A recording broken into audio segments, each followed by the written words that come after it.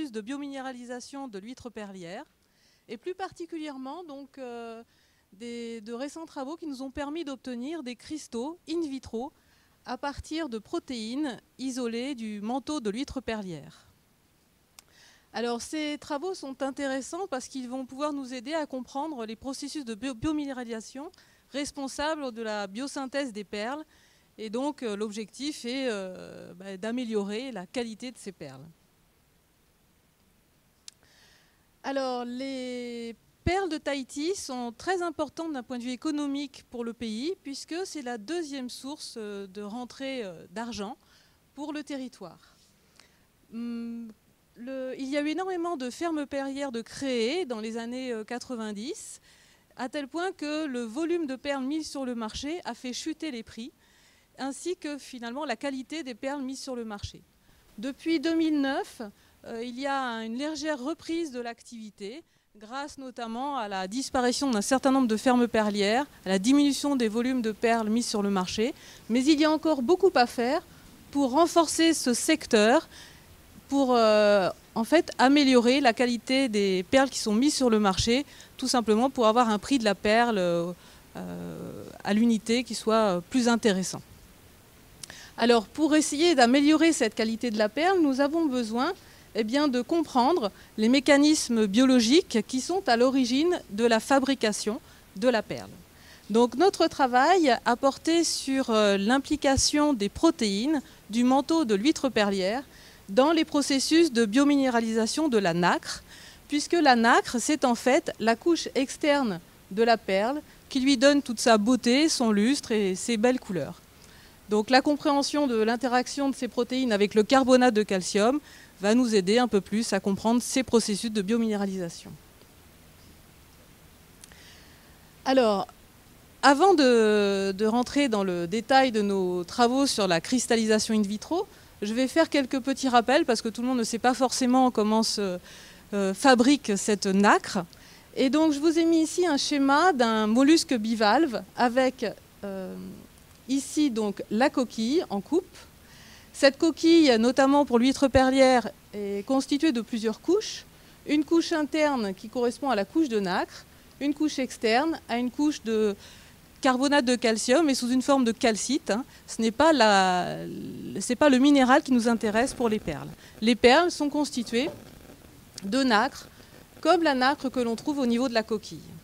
Alors vous avez en dessous un tissu mou, le tissu mou qui constitue le mollusque, et notamment un épithélium externe. Et c'est au niveau de cet épithélium externe que sont synthétisées et libérées les protéines qui vont interagir avec le carbonate de calcium pour créer des cristaux de forme spécifique. Donc ces protéines sont sécrétées et libérées dans l'espace qui se trouve entre l'épithélium et la coquille. Et c'est à ce niveau-là que ces protéines entrent en contact avec le carbonate de calcium pour fabriquer soit de la nacre, soit de la calcite. Alors on voit également sur ce schéma qu'au niveau de l'épithélium, il y a des zones dédiées à la sécrétion de protéines plutôt vouées à la synthèse de nacre et d'autres à la synthèse de calcite. Donc nous nous intéresserons plus particulièrement à ces protéines qui synthétisent la nacre. Donc comme vous avez pu le voir sur ce schéma, il existe différentes formes de cristaux de carbonate de calcium. On a du carbonate de calcium que l'on peut considérer comme abiogénique, qui va être synthétisé tout simplement par cristallisation du carbonate de calcium, en l'absence de toute autre présence de substance. Et du carbonate de calcium biogénique, qui va venir en fait de la présence de protéines spécifiques qui vont conduire à la synthèse soit de calcite, soit d'aragonite. Donc ces protéines biominéralisatrices, c'est celles qui vont nous intéresser. Et il y a en fait toute une séquence d'interaction entre les protéines et le carbonate de calcium pour fabriquer un macrocristal. C'est-à-dire que certaines protéines vont au départ permettre l'initialisation du cristal, la nucléation. D'autres vont intervenir pour faire croître ce cristal et d'autres au final vont arrêter la croissance. Donc c'est vraiment toute une séquence. On n'en est pas là hein, de la connaissance, mais on ne connaît pas toutes les protéines impliquées dans ces différentes phases, mais on sait hein, qu'elles existent et ça reste à découvrir. Alors, notre travail a consisté justement à déterminer des protéines candidates, c'est-à-dire des protéines qui pouvaient avoir un rôle dans la biominéralisation, les isoler et ensuite procéder à des tests de cristallisation in vitro. Donc pour cela, nous avons dû utiliser des huîtres perlières, donc Pinctada margaritifera, qui provenaient d'une ferme perlière des Tuamotu, de Takapoto. Nous avons ouvert ces huîtres, disséqué une partie du manteau, une partie assez spécifique, puisque c'est une partie qui contient une ligne légèrement colorée jaune, et c'est autour de cette ligne qu'il est connu que les protéines soient sécrétées pour fabriquer justement la coquille. Alors, nous avons donc disséqué ces huîtres. Cette portion de manteau que je vous ai montré précédemment, nous l'avons mise à incuber dans un tampon pendant 24 heures sous agitation. Et le milieu s'est enrichi en protéines, donc des protéines sécrétées par le manteau, donc potentiellement des protéines biominéralisatrices. Nous avons ensuite réalisé une électrophorèse de ces protéines pour les séparer les unes des autres. Nous avons ensuite sélectionné nos protéines candidates et isolé ces protéines, c'est-à-dire que nous les sortons du gel, hein, grâce à un courant électrique, nous les faisons sortir du gel et nous obtenons ensuite des protéines en solution grâce auxquelles nous pouvons procéder à nos tests de cristallisation in vitro. Et ensuite, bien sûr, l'observation au microscope électronique à balayage de ces cristaux. Alors, comment nous avons procédé pour déterminer les protéines qui nous intéressent? Donc, lorsque l'on réalise un gel d'électrophorèse d'une sécrétion de manteau, nous obtenons un grand nombre de protéines. Alors, pour déterminer les protéines qui nous intéressent, nous avons utilisé comme étalon le fluide extrapaléal. Le fluide extrapaléal, c'est le fluide qui se trouve entre le manteau et la coquille. Et c'est là que circulent donc dans l'animal les protéines qui vont migrer vers la coquille pour fabriquer les cristaux. Donc ce fluide extrapaléal, vous l'avez ici, et nous avons donc observé un certain nombre de protéines visibles dans ce fluide extrapaléal. Nous avons donc ensuite choisi les protéines que nous trouvions dans notre sécréta et qui correspondaient donc à ces bandes, c'est-à-dire au poids moléculaire des protéines isolées dans le fluide extrapaléal. Donc nous en avons isolé un certain nombre, nous avons vérifié, toujours par électrophorèse, que nous obtenions bien des protéines isolées. Et nous avons ensuite procédé au test de cristallisation in vitro. Alors là encore, il nous fallait un contrôle pour voir effectivement l'action de ces protéines. Donc comme contrôle, nous avons utilisé soit directement du carbonate de calcium, soit un mélange de chlorure de calcium et de carbonate de sodium. Et nous avons également ajouté dans ce mélange une protéine quelconque.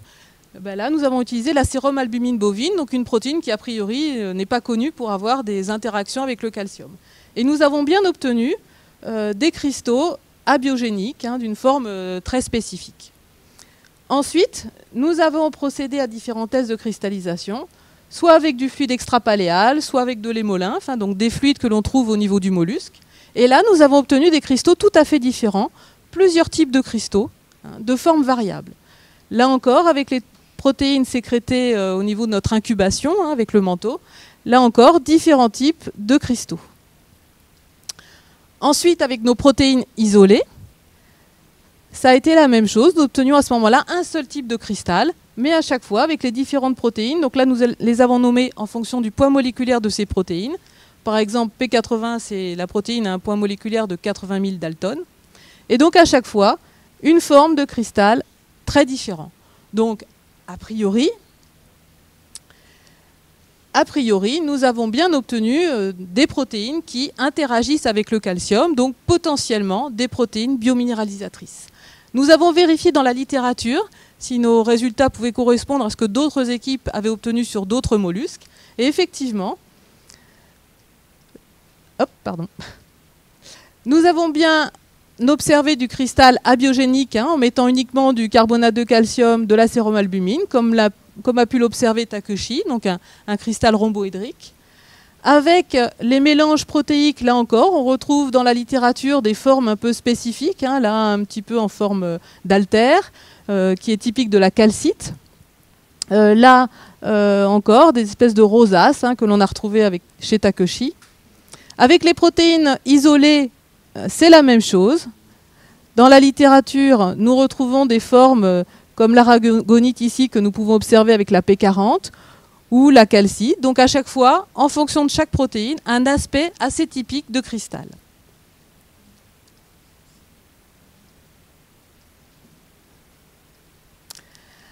Alors, nos résultats ont été assez concluants. Puisque nous avons bien obtenu des cristaux spécifiques avec nos protéines, hein, comme ça a pu l'être montré dans la littérature. Le seul souci, c'est que on s'aperçoit que de nombreuses formes de cristaux sont observées sans qu'il soit possible, juste avec l'observation morphologique, d'attribuer à tel ou tel cristal la qualification de aragonite ou calcite. En fait, il va falloir poursuivre ces travaux pour identifier donc les protéines que nous avons sélectionnées, puisque pour l'instant elles sont uniquement sélectionnées sur le poids moléculaire, donc il va falloir identifier les séquences d'acides aminés. Il va falloir confirmer également le rôle biominéralisateur des protéines, parce qu'en fait, dans les cellules, il existe tout un tas de protéines naturellement présentes, dans le réticulum ou dans la mitochondrie, qui interagissent avec le calcium sans pour autant être biominéralisatrices. Donc pour cela, il va falloir synthétiser des anticorps dirigés contre les protéines que nous avons obtenues, les marquer alors et les faire agir sur des coupes de coquilles pour voir si effectivement nous retrouvons bien un marquage, soit sur l'aragonite, soit sur la calcite. Pour qualifier également nos cristaux, il sera important de réaliser des analyses physiques, hein, soit en rayons X, soit avec l'infrarouge Raman. Malheureusement, nous ne disposons pas de ce matériel à l'université, donc il va falloir établir des collaborations pour pouvoir qualifier effectivement les cristaux que nous avons obtenus. Merci de votre attention. Marururoa.